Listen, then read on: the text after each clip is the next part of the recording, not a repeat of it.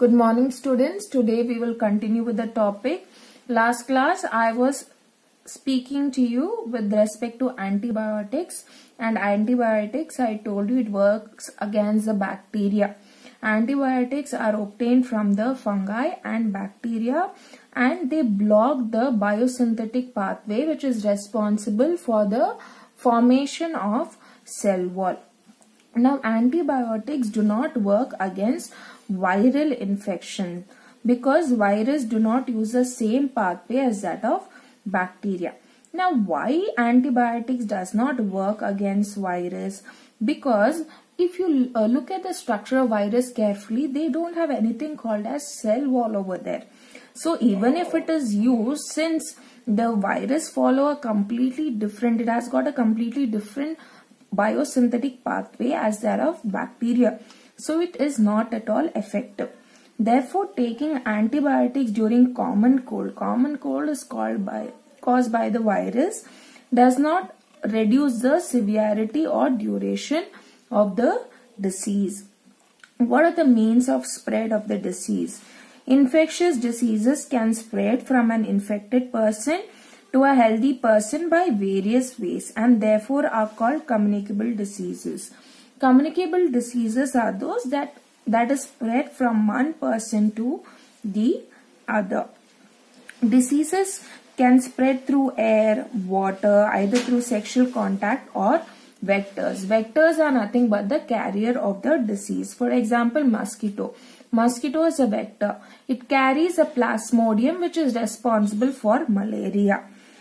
Now, airborne diseases. Causative microbes of such disease spread through air. Little droplets are thrown out by an infected person on sneezing or coughing.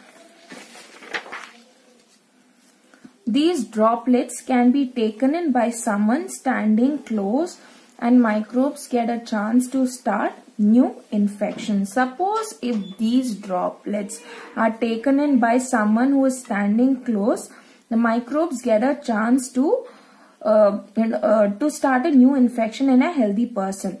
For example, common cold, cough, pneumonia and tuberculosis. These diseases are airborne. Now, air transmitted diseases are easy to catch if we are closer to the infected person.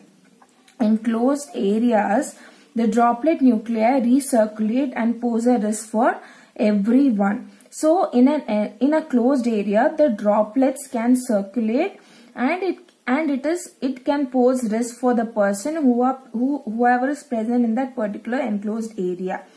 Overcrowded and even poorly ventilated housing is a major factor in spreading airborne diseases.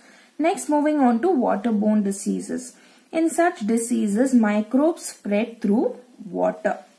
If the excreta from someone suffering from an infectious gut disease such as cholera gets mixed with the drinking water used by people living nearby, it results in waterborne diseases. So, as the name itself is telling you, it is spread through water. Now, excreta from someone suffering from infectious disease such as cholera. Suppose if it gets mixed up with the drinking water, what happens? The people who drink that water get that particular disease.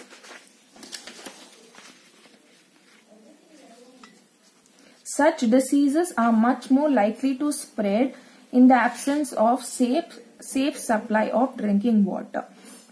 So, if water conditions are not hygienic, the individual is prone to get the disease. That's why we are supposed to boil the water before drinking so that it can kill the germs. Example, cholera causing microbes enter new host through the water they drink and can cause disease in them. So this is with respect to waterborne diseases. Third one is sexually transmitted diseases.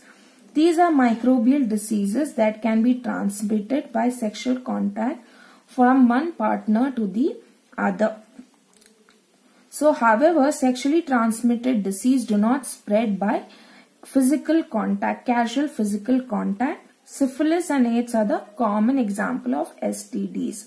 So just by handshaking, by hugging, the sexually transmitted diseases do not spread. It is usually spread through the body fluids, such as blood, such as milk. Through the body fluids, we see the disease is spread. And two examples are syphilis and AIDS. Spread of diseases through vectors. Many animals which live around us in the environment can transmit diseases from sick person to a healthy person. These animals act as an intermediate and known as vectors. These are just transmitter of disease. For example, mosquitoes such as Anopheles female, it causes malaria. Within the mosquito, you have the presence of Plasmodium. That is the one that is causing the malaria.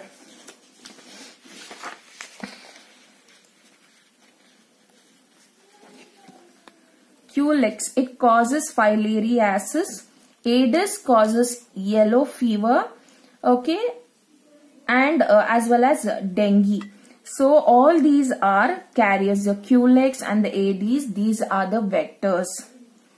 Flies such as house fly, these are the vectors for typhoid, cholera. Tsetse is a carrier for the sleeping sickness. Sandfly for the Kala Azars. So these are all the name just now whatever I mentioned, such as Culex, Aedes, housefly, tsetse fly, sandfly. These are all vectors or just the carrier of the disease. General effects of infectious diseases. Immune system is essential for our health. Now, if we have a very good immune system, we are able to fight against the disease. It is a defense system that protects body against various types of microbes. It also keeps the body safe by killing infectious microbes. So WBC is a part of the immune system.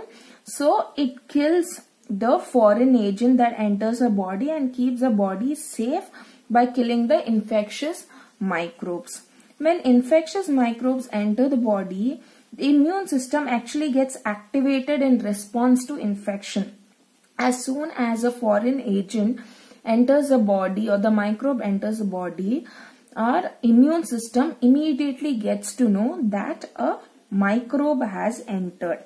An active immune system recruits many cells to the affected area and kills off the disease causing microbe.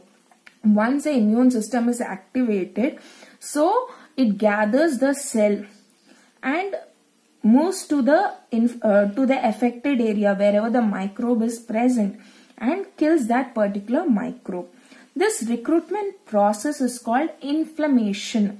So what is inflammation? The recruitment process. Due to this recruitment, what happens? There may be local effects like swelling, pain, and general effects like fever.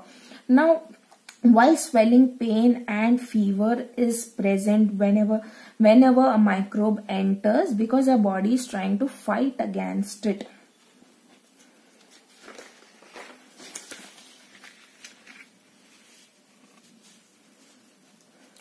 Sometimes allergy, that is heightened sensitivity to a foreign substance causing body's defense system to overreact, may also occur in response to allergen. Sometimes few of them are allergic to particular substance. Sometimes they might get rashes.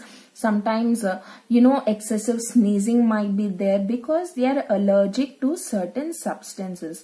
And now our body's defense system is trying to overreact. That's why a particular allergic reaction is seen. The severity of disease manifestation indirectly depends upon number of microbes or pathogens in the body. So more number of microbes, more is the severity of the disease. If the number of microbe is very small, then the disease manifestation may be minor or unnoticed. But if the number of microbes is large, the disease can be severe enough to be life-threatening.